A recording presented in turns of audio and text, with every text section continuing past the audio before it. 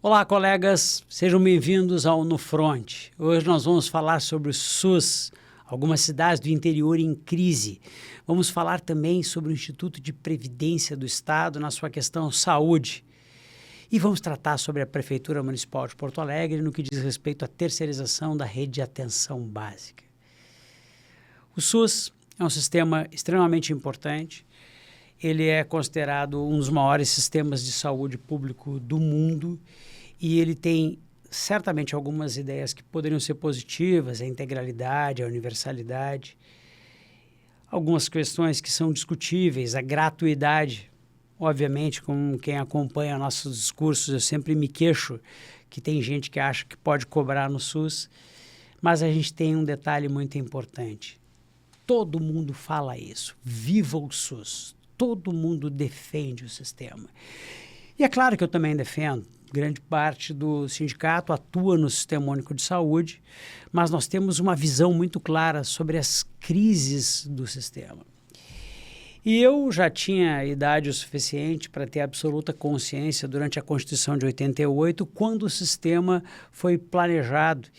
E depois, em 1990, quando a lei foi promulgada, eu já estava praticamente me formando em medicina. E eu me lembro vivamente das questões do seu lançamento em relação ao financiamento, porque já era uma preocupação lá atrás. Ou seja, quando a gente estabelece que tem um sistema que vai ser gratuito, universal e integral, a gente tem que pensar de onde é que vão vir o seu financiamento. E o ponto primordial foi esse aqui. Esse aqui é uma questão que foi estabelecida lá em 1990, mas uma emenda constitucional, número 29 de 2000, criou um marco histórico do financiamento da saúde. E olhem só, está escrito aqui, ratificou, porque já existia, a vinculação de recursos financeiros da Seguridade Social, definindo percentuais mínimos de investimento da receita corrente líquida para os estados de 12% e para os municípios de 15%. Vamos por partes e eu vou começar pela ordem do texto. O estado do Rio Grande do Sul. Segundo ficou muito claro o ano passado, quando foi feito um TAC entre o governo do estado e o Ministério Público para acertar essa questão dos 12% constitucional, o estado do Rio Grande do Sul nunca investiu 12%. Portanto, nós temos uma coisa que era uma emenda constitucional, que era uma lógica do sistema, mas que foi como aquelas leis que no Brasil são exóticas. Ela existe, mas ela não pega. Posso dizer que, num sentido amplo, todos os governos do estado do Rio Grande do Sul não pagaram os 12% diretamente para assistência no Sistema Único de Saúde. E eu tenho dito sempre uma coisa muito importante, que a gente avalia uma política pelo resultado e não pelo ideal. Pelo ideal, maravilhoso, o Sistema Único de Saúde vai ter financiamento, todo mundo vai ter acesso a absolutamente tudo e simplesmente nós vamos ter o melhor sistema de saúde do mundo, como várias pessoas insistem em dizer. Na prática, o que aconteceu é que lá em 1990, quando o sistema surgiu e foi criado, nós tínhamos uma rede enorme de hospitais de pequeno porte filantrópicos no estado do Rio Grande do Sul que tinha uma qualidade financeira suficientemente boa para fazer o atendimento das populações. E a lógica é que a partir daquilo, os hospitais iriam melhorar, porque afinal de contas nós criaríamos uma lógica toda de financiamento para a manutenção dos mesmos. E aí é que a gente tem que avaliar o que aconteceu. Nós temos no estado do Rio Grande do Sul uma crise progressiva dos hospitais filantrópicos, um subfinanciamento que leva à quebradeira geral, o fim dos contratos de trabalho com médicos que eram muito mais claros, estatutários, seletistas ou pessoas físicas, por um sistema de terceirização, quarteirização e quinteirização de pessoas jurídicas, e o trabalhar continua sendo obrigatório, mas o receber virou opcional. Então, no final das contas, o que nós tivemos foi, dentro do estado do Rio Grande do Sul, uma crise anunciada. E essa crise cada vez mais foi se agravando. O que significa que, mesmo que eu tenha uma lógica linda de financiamento, de integralidade e universalidade, eu hoje posso dizer que o SUS no estado do Rio Grande do Sul está em crise. E claro que eu não vou necessariamente colocar toda a responsabilidade sobre isso no estado do Rio Grande do Sul e nos seus governos presentes e passados. Não necessariamente.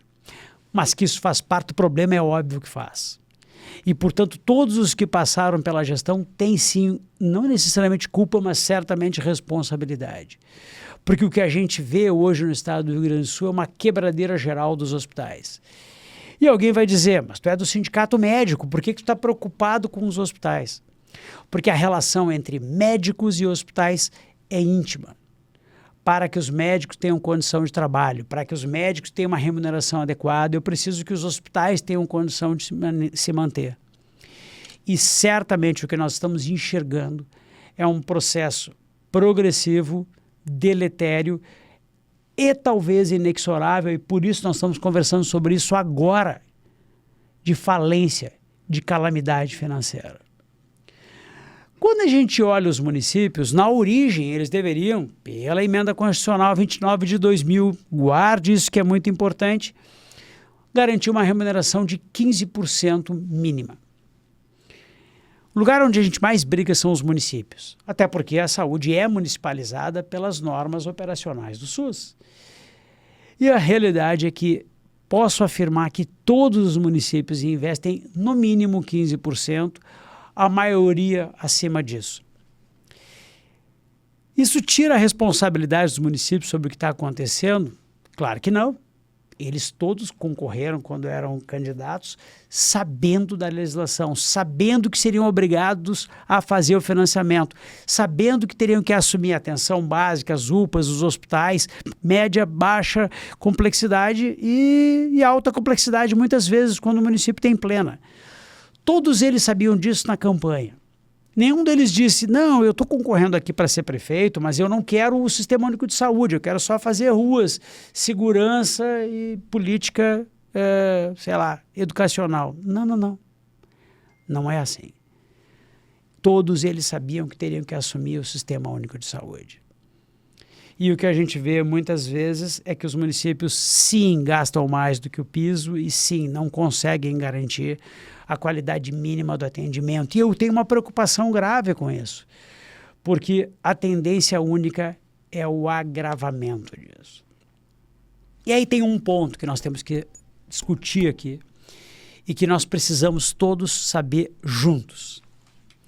É o ponto de como funcionam o custo do Sistema Único de Saúde jogado ao longo do tempo.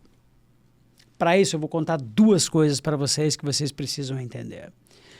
A primeira delas, o custo em saúde sofre um acréscimo de custo desproporcional e maior sempre ao crescimento do PIB e à inflação. Vamos traduzir para o português o que eu disse. Cada vez vai ficar mais cara a saúde e vai ficar mais caro não só numericamente, como proporcionalmente. Por que isso? Porque a tecnologia avança. Cada vez tem mais tratamentos, os tratamentos são mais caros. Os diagnósticos cada vez são melhores, cada vez são mais precisos, cada vez requerem mais recursos. E quando eu tenho melhores tratamentos e melhores diagnósticos, eu tenho um aumento de sobrevida. E, portanto, a expectativa média de vida da população está aumentando. E quando a expectativa de vida média da população aumenta, o custo também aumenta. E, portanto, é perfeitamente natural que quando eu boto 12% para o Estado e 15% para o município em 2000, esses valores por si só já não seriam suficientes hoje. E aí o que acontece, meus amigos? Só vai piorar. Joga para isso num sistema hospitalar filantrópico no estado do Rio Grande do Sul em crise. Joga para isso em hospitais estatais que têm custos crescentes e não necessariamente têm condição de fazer a absorção da massa de pessoas que precisa do Sistema Único de Saúde. Por isso, por mais que nós tenhamos investido em saúde nos últimos anos, as filas seguem crescendo.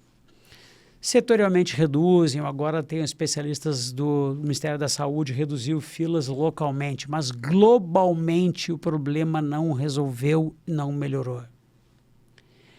E aí a gente vai para o segundo problema. E o segundo problema é bem simples. Vamos supor que da noite para o dia o Sistema Único de Saúde de uma cidade qualquer que seja perfeito.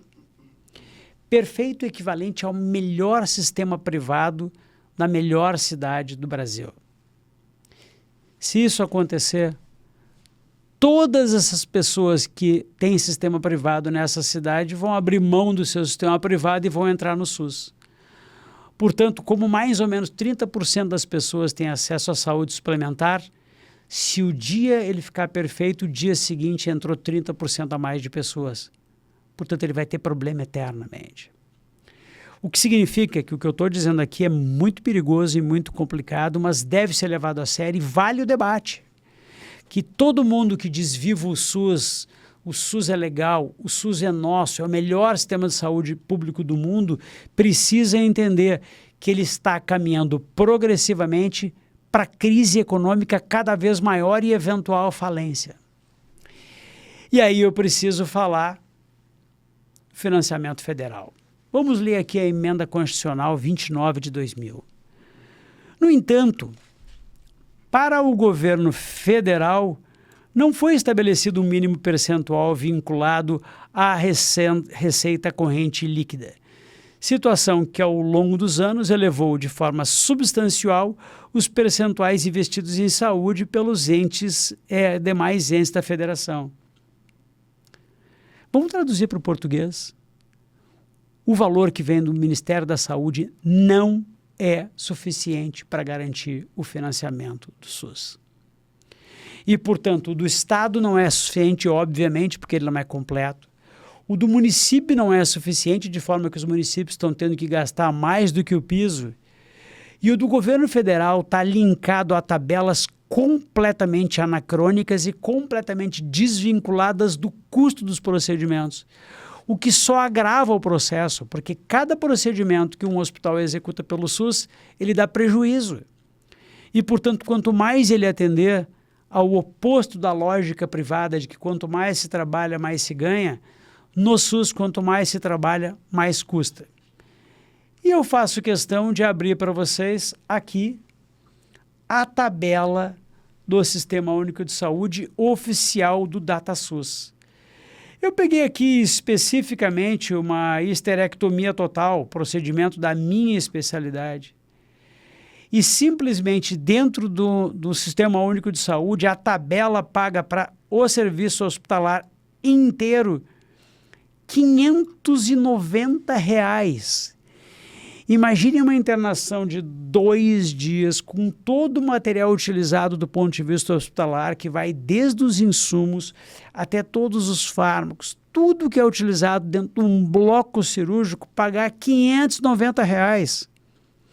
Pessoal, se vocês pararem num hotel de capacidade média, vai ser mais caro do que isso para dormir.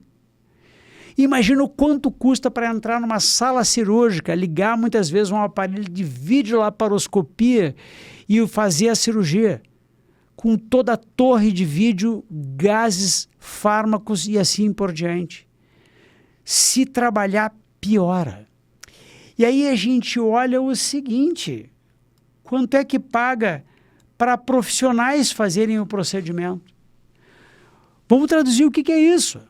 No mínimo, um anestesista, um cirurgião, um auxiliar, mais o resto, salário de recuperação e assim por diante. R$ 317. Alguém acredita que eu posso fazer um procedimento desta monta, desse tamanho, por esse valor? É claro que não. E é justamente por isso que essa tabela é absolutamente incompatível com a tranquilidade financeira do Sistema Único de Saúde. Vamos pegar qualquer outro procedimento. Vamos imaginar uma cirurgia bariátrica, que não é uma cirurgia ruim no sentido de que é um código relativamente recente em relação à produção da tabela do Sistema Único de Saúde. Vamos ver aqui. Pô, ele não está nem me dando a chance aqui de abrir. Vamos de novo, vamos tentar outro aqui. Vamos ver quanto é que custa uma apendicectomia. Vamos ver quanto é que custa.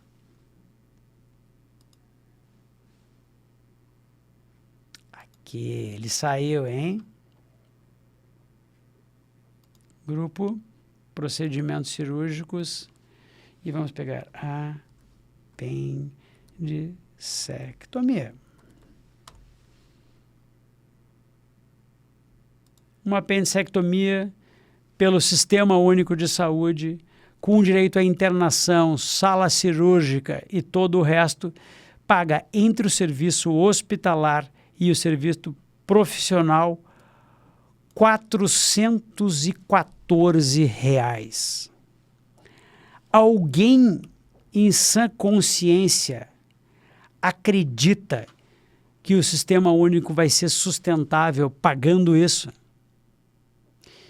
E por isso, meus amigos, nós precisamos urgentemente conversar sobre o futuro do Sistema Único de Saúde. Porque todo mundo o defende, todo mundo diz que ele é maravilhoso, todo mundo quer o SUS.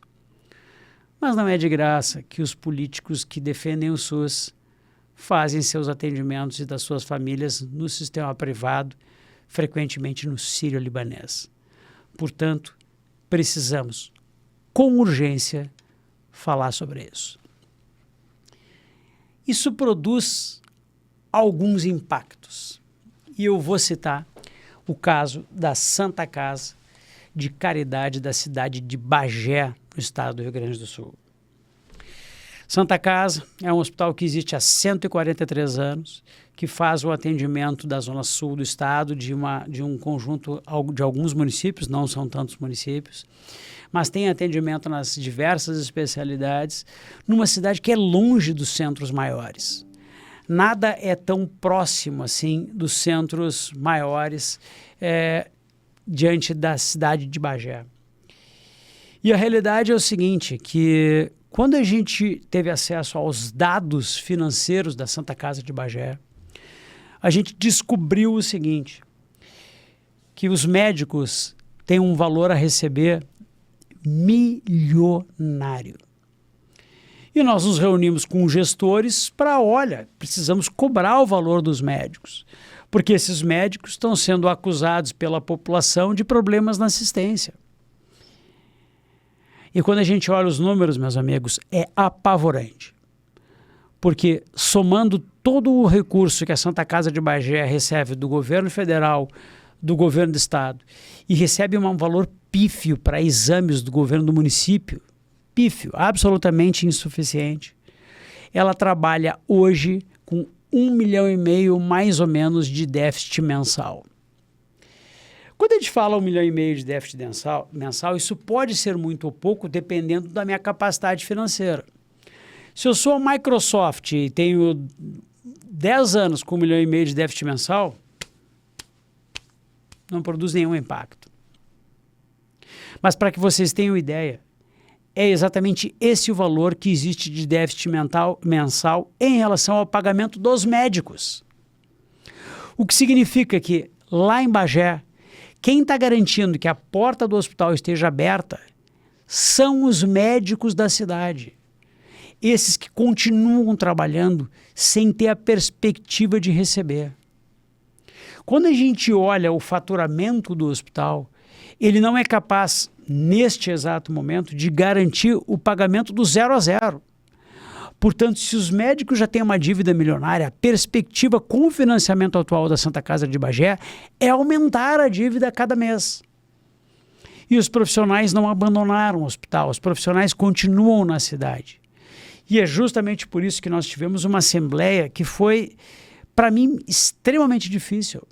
Porque a gente vê médicos que querem fazer o hospital funcionar e a gente vê que se nada acontecer na cidade de Bagé, vai quebrar. E aí o que nos resta? Nos resta que nós vamos judicializar esse processo.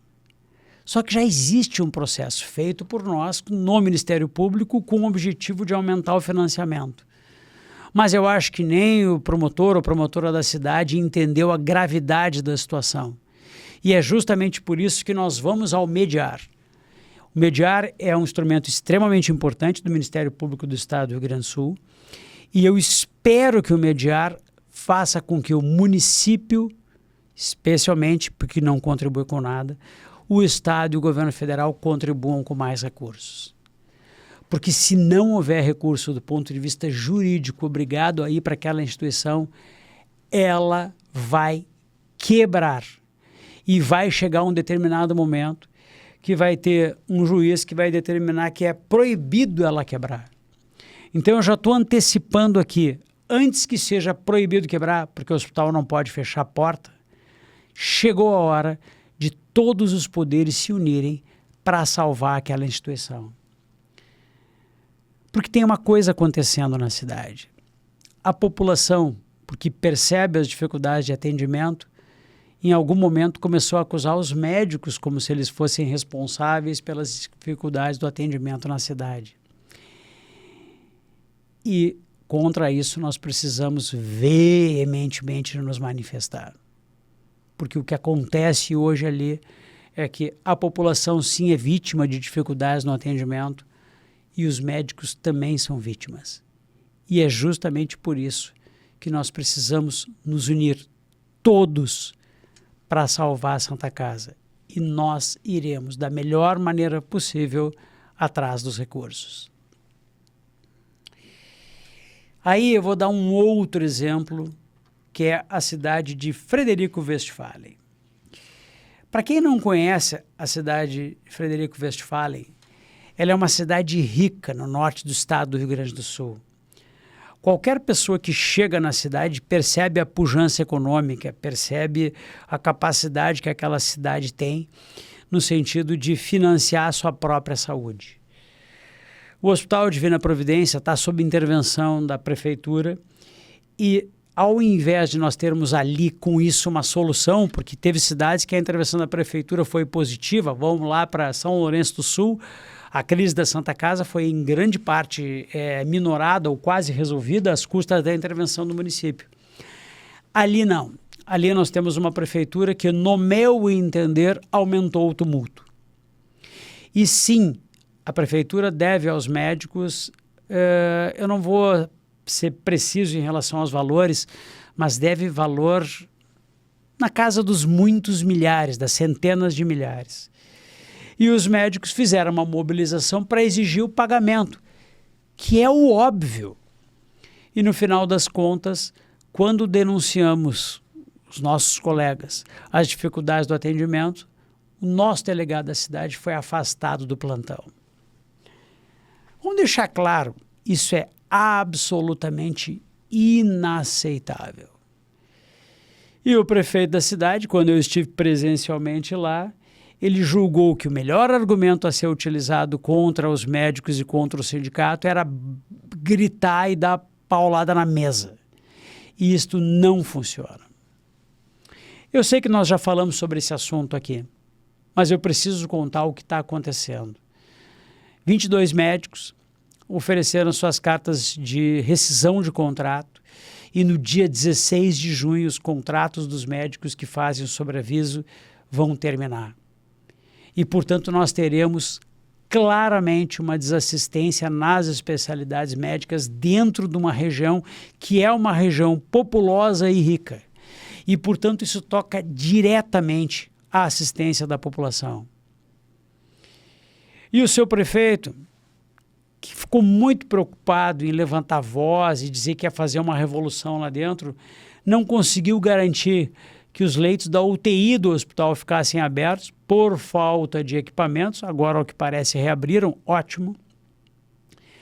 E quando ficou sem pediatras, colocou uma profissional que pode ser ótima médica, não tem nenhum conhecimento, não sei quem ela é e não falo mal de médicos. Mas é uma médica que não tem o RQE, portanto não tem especialidade em pediatria para atender pediatria dentro de um hospital. Mas nem é essa a pior parte. A pior parte é que ela não tem registro no Conselho Regional de Medicina válido no estado do Rio Grande do Sul. Portanto, é ao que me consta, e inclusive já denunciamos ao Conselho Regional de Medicina, é bom para o prefeito saber, uma ilegalidade dentro do hospital. Então, vocês precisam saber que a crise potencial no norte do estado, ela está apenas iniciando. Apenas iniciando. Vou falar rapidamente sobre isso, até porque não estava na nossa escala, sobre a cidade de Lagoa Vermelha. A crise da saúde de Lagoa Vermelha é grave e, de novo, os médicos não têm a menor condição de atendimento. Os médicos têm atraso de recebimento e a empresa que faz o gerenciamento do hospital não demonstra nenhuma força em resolver o problema. Portanto, certamente, Lagoa Vermelha é um local onde nós atuaremos de maneira muito forte nessa semana. E aí, pessoal, e eu não quero parecer catastrófico, porque muitas vezes a gente tem coisas positivas para serem citadas, mas eu quero dizer que eu tenho uma grande preocupação com o IP Saúde. O IP Saúde, ele nasceu com uma filosofia errada na origem, ele tinha um financiamento que era totalmente descompatível com o custo em saúde, ele foi utilizado politicamente por inúmeras gestões do governo do estado e ele basicamente tem tabelas que são incompatíveis com a execução dos procedimentos de longa data. No final das contas, o IP Saúde ele praticamente quebrou, o que certamente acontece por má gestão, por filosofia, ao longo do tempo. De novo, não é o gestor daquele momento que tem culpa, mas todos os gestores têm responsabilidade por falta de financiamento. E em 2023, nós participamos de um processo de readequação do financiamento que incluiu uma modificação importante do ponto de vista de custos, e nós fomos para novas tabelas que deveriam ser reajustadas a cada 2 anos. E o que aconteceu quando isso aconteceu para o Instituto de Saúde do Estado, de Previdência do Estado do Rio Grande do Sul? Aconteceu que em 2024 teve enchente, em 2025 não se deu reajuste porque tinha tido o custo da enchente. E no final das contas, nós estamos com 1 ano de atraso para reajustes. E nós tivemos uma reunião com a direção do IP para tratar sobre a questão do reajuste.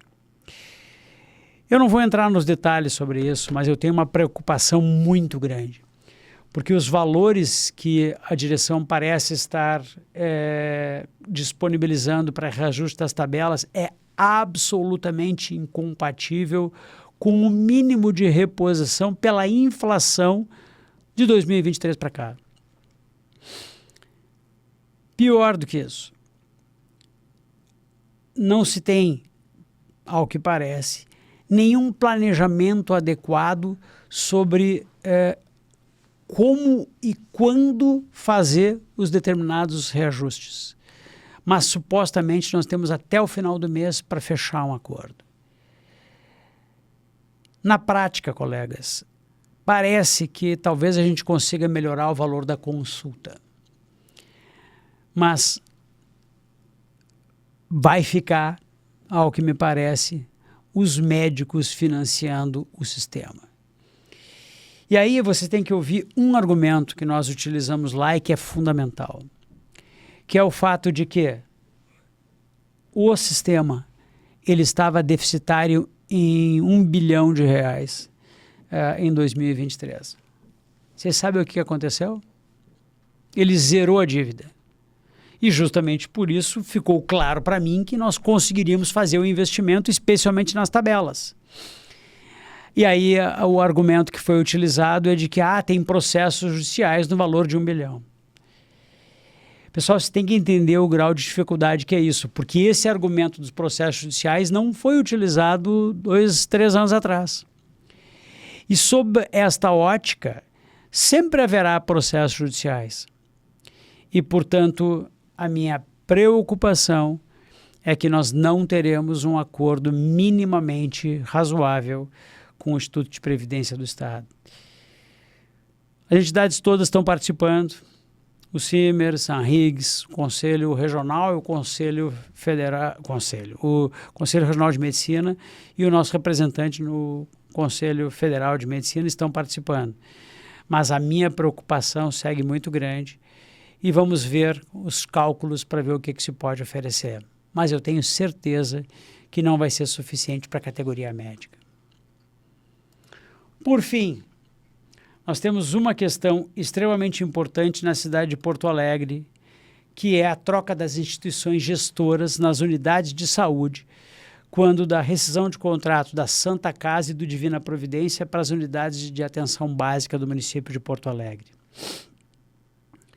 Nós não temos os dados mais objetivos sobre isso, mas, no meu entender, é absolutamente claro que o valor que será pago, ou pelo menos oferecido, pelas empresas que estão disputando ou ganharam, e vocês estão entendendo que eu estou colocando vários condicionantes, porque a licitação ainda não está pronta, mas serão completamente incompatíveis com o que era pago previamente e com o futuro da saúde na atenção básica na cidade de Porto Alegre. Ao que parece, pelos números que temos, a redução da remuneração dos médicos de família vai ser demasiado expressiva, de forma que me parece será impossível manter a assistência da forma que ela era feita pelas instituições prévias Santa Casa e Divina Providência. Isso mostra algo extremamente grave, meus colegas, que é a atenção básica, que deveria ser uma das funções básicas, nos alicerces da atenção à saúde pública, talvez esteja sendo novamente fragilizada, precarizada, e o que a gente vê é que claramente uma das lógicas básicas da atenção básica, que é a manutenção de equipes por longos períodos, talvez não aconteça. Isso aqui, como eu digo, está no gerúndio. Nós vamos conversar com a Prefeitura de Porto Alegre e vamos ver o que as empresas têm a dizer. Mas eu já chamo a atenção que se nós temos o Sistema Único de Saúde como um exemplo para o mundo, nós não podemos ter a atenção básica, que é um dos pilares desse sistema, fragilizado e com remunerações que estão caindo em vez de subir. Chegou um determinado momento no qual nós precisamos tomar uma decisão no país. E a decisão tem que ser: ou o SUS ele é ou ele não é importante. Se ele for importante, vai chegar um momento que nós vamos ter que fazer o correto, que é financiá-lo, garantir gestão e olhar para a assistência como uma das coisas mais importantes da ação governamental. E é justamente por isso que nós temos que todos juntos trabalhar nesse sentido. Eu sei que o programa foi meio pesado hoje, mas essa é a lógica do No Front. No Front nós estaremos defendendo os médicos para assim defender a saúde, porque nós temos a obrigação de fazê-lo 24 horas por dia, 7 dias por semana. Vamos seguir lhe defendendo, meu colega. Até o próximo programa.